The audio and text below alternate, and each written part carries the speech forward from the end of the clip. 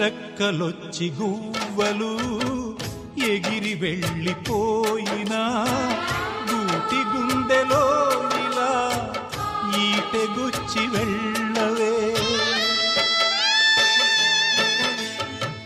ముళ్ళ చెట్టు కొమ్మలైనా ఎంత పైకి వెళ్ళినా తల్లి వేరుపైనా కత్తి దూసి ఉండవే. మీరే తన లోకమని బతికిన సోదరుని సాలే